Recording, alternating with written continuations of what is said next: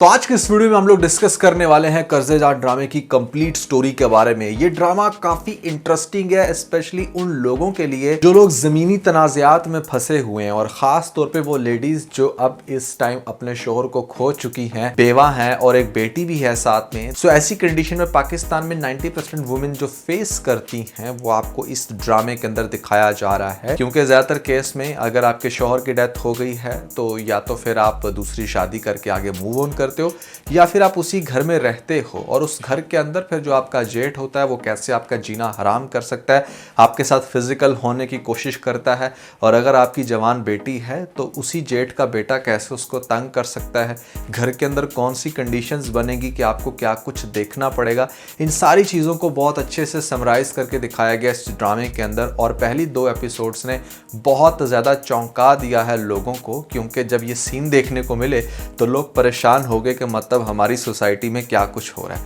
तो क्या होगा इस ड्रामे के अंदर, आगे से स्टोरी कैसे चलेगी, आज हम इसकी कंप्लीट स्टोरी को डिस्कस करेंगे। तो फिर जो नए लोग आए मेरे चैनल पर, अगर आप लोगों ने इस चैनल को सब्सक्राइब नहीं किया तो जल्दी से कर लें, क्योंकि पीके लेक्सिस की तरफ से बहुत सारे लग्जरी गिफ्ट्स डेली बेसिस पे डिस्पैच किए जा रहे हैं। आपने चैनल को सब्सक्राइब करने के बाद हमें इंस्टाग्राम पे फॉलो करना है और दोनों के स्क्रीनशॉट वहां पर शेयर कर देने। PK Luxus. We don't sell crap. तो सबसे पहले इस ड्रामे के कैरेक्टर्स को समझने की कोशिश करते हैं। यहाँ पे नशवा नामी एक लड़की दिखाई गई है जो अपनी माँ के साथ रहती है, और ऐसे में अपने ताया ताई और फिर आगे से दादी भी डेफिनेटली उसकी एग्जिस्ट करती है। ये सभी लोगों में मतलब अगर देखा जाए तो जो इसकी ताई है वो फिर भी कदरे बेहतर, यहाँ पर वो काफ़ी सेल्फिश तो है, अपने काम शाम करवा रही है, बट नेचर वाइज अच्छी है, वो जानती है नशवा की माँ की वैल्यू। और दूसरी तरफ यहाँ पर दिखाया गया है इसके ताया को जो एक बड़ा बिजनेस रियल एस्टेट का रखता है, और ख़ास तौर पे घर में जो नशवा की माँ है उसके ऊपर उसने गलत नज़र रखी हुई है, उसके क्लोज होने की कोशिश करता है, ये जानते हुए भी कि उसकी अपनी औलाद जवान है और इवन कि उनकी शादी होने वाली है।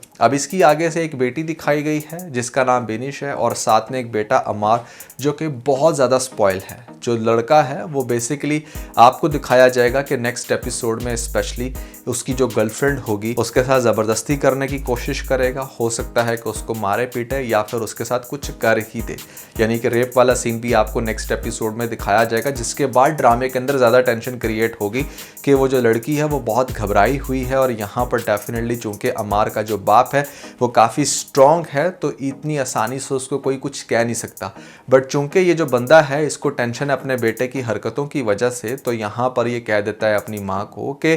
हमें चाहिए कि हम अपने बेटे अमार की शादी अब नशवा के साथ करवा दें। अब नशवा एक बड़ी टैलेंटेड लड़की है जिसने लॉ की डिग्री की है और अब यहाँ पर प्रैक्टिस करना चाहती है, जिसकी इजाज़त इसने शुरू में नहीं दी, और अब हो सकता है कि इस लालच में कि ये मेरे बेटे के साथ शादी करने के लिए राज़ी हो जाए, क्योंकि वो लड़की तो डेफिनेटली शादी नहीं करने वाली। अब जब वो ये हरकत देखेगी कि अमार ने किसी लड़की के साथ ज्यादती की है या फिर हो सकता है इसने उसी के साथ की हो, कुछ तो ये करेगा नेक्स्ट एपिसोड में जिसकी वजह से इसका वहाँ से रिश्ता टूटेगा और इसका बाप नशवा के साथ जोड़ना चाहेगा, और नशवा कभी भी ऐसे शादी के लिए एग्री नहीं होगी। बट फिर जब उसका जो बाप है यानी कि अमार का बाप वो इसको इजाज़त दे देगा कि ठीक है तुम लॉ की प्रैक्टिस कर सकती हो, तुम जो चाहे कर सकती हो, सिर्फ मेरे बेटे को एक्सेप्ट कर लो, और इस चीज़ की वो रिक्वेस्ट अपनी उस भाभी से भी करेगा जिसके ऊपर वो गंदी नज़र डाल के बैठा हुआ है। तो डेफिनेटली यहाँ पर नशवा को कुछ सर्कमस्टांसिस में ये बात माननी पड़ेगी, क्योंकि वो इंडिपेंडेंट होना चाहती है। वो शायद अभी सिर्फ रिश्ता जुड़ते हुए दिखाएं, जिसके बाद ड्रामे के अंदर काफ़ी टेंशन क्रिएट होगी कि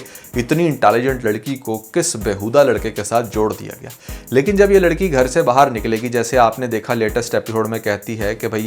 पहले भले मैं कहती थी कि हाँ मैंने सिर्फ स्टडी करनी है, स्टडी की हद तक जॉब नहीं करनी, लेकिन अब मुझे स्टडी ने इस चीज़ का एहसास दिलाया कि मेरी स्टडी किसी काम की नहीं है अगर मैं जॉब नहीं करूँगी। तो इसी तरह जब ये लड़की घर से बाहर निकलेगी, जॉब करेगी, ख़ासतौर पर लॉ को प्रैक्टिस करेगी, वहाँ पर बड़े बड़े वकीलों से मिलेगी, तो इसे बहुत अच्छे से अंदाज़ा हो जाएगा इस बात का कि अपने हक़ के लिए कैसे लड़ा जा सकता है। अगर वो दूसरे लोगों के लिए लड़ेगी पैसा कमाने के लिए, तो अपने आप के लिए और अपनी माँ के हक़ के लिए क्यों नहीं लड़ सकती। अब इसका हक़ क्या है? इसका हक़ है वो जायदाद जिसके अंदर डेफिनेटली इसका प्रॉपर हिस्सा बनता है, जिसको इसका ताया बेचकर फुल टाइम हड़प करना चाहता है। दूसरी चीज़ आपको दिखाएगी इस ड्रामे के अंदर कि यहाँ पर जायदाद का तनाज़ा तो है ही है, उसके साथ साथ एक और बहुत इंटरेस्टिंग फैक्टर वो ये कि जो इंसान शायद कभी किसी ज़माने में प्यार करता था, शादी करना चाहता था नशवा की माँ के साथ, वो एक्चुअली में इस बुरहान का बाप है और ख़ुद रहता है अब्रॉड में। अब ये जो आपको लॉयर दिखाया गया है जो कि यहाँ पर हीरो का करैक्टर प्ले कर रहे हैं हमारे उसामा भाई, अब ऐसे में इसका वो बाप है। और एक और चीज़ भी दिखाई जा सकती है जो कि आपको अच्छा खासा शौक दिलाएगी, वो मैं आपको थोड़ा सा आगे जाकर बताता हूँ। अच्छा, अब उस उसामा का बाप है ये इंसान जो अब्रॉड में रहता है, जो पहले नशवा की माँ पे नज़र रख के बैठा था, मतलब उनका लव सीन था जो कि खैर बाद में नहीं हो सका, और जिसके बाद फिर नशवा की माँ को एक ऐसे इंसान के साथ शादी करनी पड़ती जो कि फिलहाल इस दुनिया में नहीं है। अच्छा, अब यहाँ पर बड़ी मजे की चीज़ है समझने की। नशवा जब घर से बाहर निकलेगी, उसका इस लॉयर के साथ इंट्रैक्शन होगा जो बैरिस्टर है बेसिकली, बुरहान मेरे ख्याल से शायद इसका नाम है, क्लियरली भी एपिसोड के अंदर डिस्क्राइब नहीं किया गया। अगर आप लोगों को पता हो तो भैया कॉमेंट्स जरूर बताना।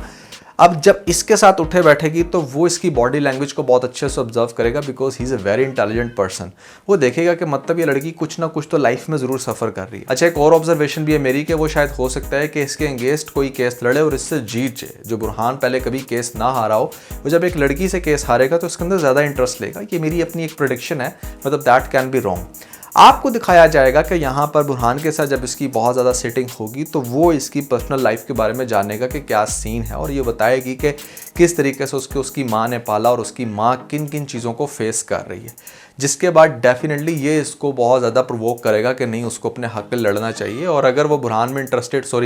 अमार में इंटरेस्टेड नहीं है तो उसको शादी नहीं करनी चाहिए। अब अमार जो है ना, मतलब बहुत ही अब्यूजिव हो जाएगा। वो अभी इसके साथ रिश्ता जुड़ेगा तो शायद इसके ऊपर अपना हक जमाना शुरू कर देगा, जिसकी भी काफ़ी सारी टेंशन है इसको। अब देखो, यहाँ पर सबसे बड़ी प्रॉब्लम ये क्रिएट होगी कि जिस टाइम ये लड़की घर से बाहर निकल रही है, जो हमारी नशवा है लॉ की प्रैक्टिस करने के लिए, पीछे से आपको दिखाया जाएगा कि वो जो इसका ताया है वो इसकी माँ के साथ ज़बरदस्ती करने की कोशिश करेगा, जिसके बाद यहाँ पर घर के अंदर अच्छी खासी टेंशन क्रिएट होगी। नशवा कहेगी कि अब उसने इस घर में नहीं रहना, ना ही उसने इस रिश्ते को प्रोसीड करना है, लेकिन चूंकि ये लोग काफ़ी पावरफुल हैं तो वो इतनी आसानी से नहीं जाने देंगे, और अब तो उसके बेटे के साथ रिश्ता भी जुड़ गया है। इस चीज़ की हेल्प करने के लिए जब उसामा का कैरेक्टर आगे आएगा या वो इनकी हेल्प करने की कोशिश करेगा, तो यहाँ पर आपको दिखाया जाएगा कि उसका बाप भी बाहर से आ गया है, जिसका इवेंचुअली इंटरेक्शन होगा सबसे पहले नशवा के साथ और फिर उसकी माँ के साथ। अब देखो, यहाँ पर ना जो सबसे बड़ा धचका लगेगा ना, वो ये हो सकता है कि शायद वो इस नशवा का एक्चुअली में बाप हो, और वो जो उसामा का कैरेक्टर है बुरहान, जिसके साथ इसका काफ़ी इंटरेस्ट बन चुका था, अंडरस्टैंडिंग बन चुकी थी, वो इसका स्टेप ब्रदर निकला है। एक तो पॉसिबिलिटी ये है। दूसरी पॉसिबिलिटी ये है कि स्टेप ब्रदर वाला सीन ना हो और वो यहाँ पर कि हाँ, कभी किसी ज़माने में मैं इसकी माँ में काफ़ी इंटरेस्टेड था, मैं उसके साथ शादी नहीं कर सका, उसका साथ नहीं दे सका, तो आज देखो वो किस हालात से गुजर रही है, तो एटलीस्ट मेरे बेटे को तो ज़रूर देना चाहिए ना, मेरा बेटा अगर उसकी बेटी में इंटरेस्ट ले रहा है। और इस सारे मामले में मुझे आप एक बात बताएं कि अगर नशवा वो केस भी स्टार्ट कर देती है जहाँ पर वो अपना हक मानना जानती है और उसे पता चल गया कि किस तरीके से वो प्रॉपर्टी के अंदर से वो हिस्सा ले सकती है, तो ये चीज़ अच्छी खासी बड़ी दुश्मनी में कन्वर्ट हो जाएगी,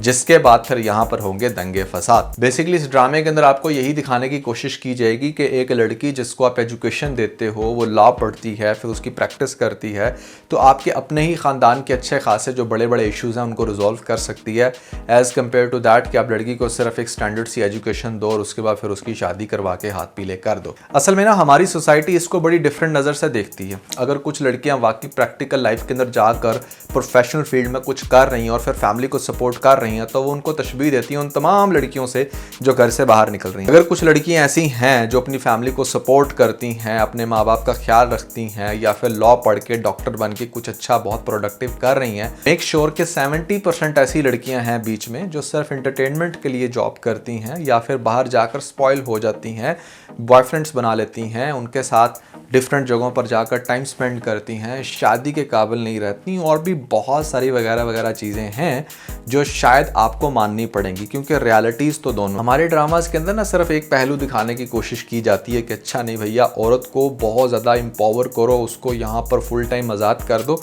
और वो अपनी मर्ज़ी की मालिक हो। इनफैक्ट कोई भी दुनिया में पढ़ी लिखी खातून अपनी मर्ज़ी की मालिक ही होती है, चाहे वो शादी के लिए किसी के साथ हाँ करे या फिर कहीं पर जाकर जॉब करे। तो पॉइंट इज़ कि आपके पास इतनी तालीम होनी चाहिए कि चाहे आप शादी कर रहे हो, डायरेक्टली कहीं पर घर बसा रहे हो या फिर जॉब कर रहे हो, तो आपने अपने आप को कैसे प्रोटेक्ट करना है। Because as long as female is protected inside और अपने आप को प्रॉपर्टी समझती है अपने खुद की, किसी और को नहीं दे देती अपनी प्रॉपर्टी, तो वो कभी भी मतलब किसी भी बुरी स्टेज पर नहीं जा सकती। सो कर्जे जान ड्रामा काफ़ी इंटरेस्टिंग है, इसके अंदर और भी बहुत कुछ इंटरेस्टिंग होगा। पॉइंट इज़ कि अगर स्टेप ब्रदर निकला तो फिर तो कुछ नहीं हो सकता, लेकिन अगर ये बाहर का हुआ तो आगे से जाकर ये अपना रिश्ता तुड़वा कर अपनी माँ की वो सारी जो भी जायदाद बनती है उसके हस्बैंड की तरफ से वो भी रिकवर करेगी, और फिर इसका उसामा के साथ शादी भी होते हुए दिखाया जाएगा आपको लास्ट एपिसोड में, जो कि काफ़ी ज़्यादा ड्रामे को इंटरेस्टिंग बना देगा। जस्ट एक ओवरव्यू था। बहुत सारे लोग पूछ रहे थे कि भैया हमें एग्जैक्टली तरह समझा दोगे कर्जे जान की स्टोरी चलेगी किस तरीके से, कितना इंटरेस्टिंग ये ड्रामा है, क्या हमें देखना चाहिए या नहीं। तो मेरे अकॉर्डिंग ये इसका एक स्टोरी का ओवरव्यू है। मुझे लगता है कि ड्रामे में कुछ इस तरह के सीन्स होंगे। आप लोगों को क्या लगता है, आपने मुझे कमेंट्स के अंदर ज़रूर बताना। एक बात तो फैक्ट है कि यहाँ पर अगर यमुना के साथ कोई और ज़रा वेल नाउन एक्टर हो जाता तो शायद ड्रामा ज़्यादा इंटरेस्टिंग चला जाता। उसामा इज़ गॉड, बट वो आई थिंक के 8 PM के ड्रामास के अंदर लीडिंग कास्ट में ज़्यादा विजिबल नहीं रहे मेरी नज़र में, तो इस वजह से भी ड्रामा सफ़र कर सकता है। सेकेंडली जो हम टीवी की क्रिएटिविटी है वो तो अपनी जगह, बट ड्रामा ये ना समटाइम बहुत ज़्यादा बोरिंग कर देते हैं। अब जैसे OST वैसे तो कुरुतलैन ने गाया है, बट वो को बहुत ज़्यादा अपीलिंग नहीं लग रहा, और ख़ास तौर पे यहाँ पर जो सीन है ना वो आज भी बिल्कुल हम टीवी वैसे ही चला रहा है जैसे आज से 10 साल पहले चलाता था। तो सिनेमेटोग्राफी में काम करने की बहुत ज़रूरत है, डायरेक्शन में इम्प्रूवमेंट आनी चाहिए, स्टोरी के अंदर अब कुछ और भी तड़का लगना चाहिए। ठीक है, सब्जेक्ट आपका इंटरेस्टिंग है, बट आप उसको कितने अच्छे से कितने इंटरेस्टिंग मैनर में पोर्ट्रे कर रहे हो, वो एक बहुत बड़ा क्वेश्चन मार्क है। सो भैया दैट वाज एवरीथिंग अबाउट कर्जे जान। आप लोगों को कैसा लग रहा है ड्रामा, कमेंट्स के अंदर मुझे ज़रूर बताइएगा। और ख़ास तौर पे अगर आप लोगों ने हमारा लेटेस्ट व्लॉग नहीं देखा तो ऊपर आपको लिंक मिल जाएगा, जल्दी से लिंक पे क्लिक करके वीडियो देख के अपना फीडबैक मुझे ज़रूर दीजिएगा।